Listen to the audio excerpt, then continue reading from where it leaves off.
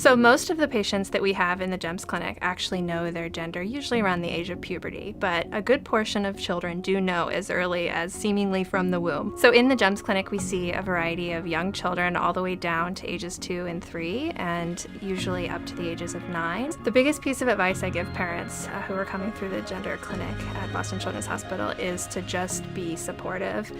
Sometimes you might not understand, sometimes you feel like you don't know the terms, or you don't kind of get exactly what the child means when they say that they might be this gender, but the biggest thing you can do is just love your child and support them and just allow them to express themselves. That's the biggest protector as well against negative mental health effects such as depression, suicidality, anxiety that we worry about for our gender diverse kids and young adults. So that support from a parent is one of the best protective factors and one of the best things they can do. If parents have a young child that is expressing some gender dysphoria or identifying as a gender other than the one they were assigned at birth, there are quite a few resources in the GEMS program at Boston Children's that parents can tap into. One of them is coming to see a psychologist such as myself to meet with them individually and talk about resources and do a gender assessment with their child and determine things that they can do to be more supportive and to make sure that their child is growing up to be a happy and healthy young adult. The second resource that I would recommend is we do have something called a GEMSy Parent Night,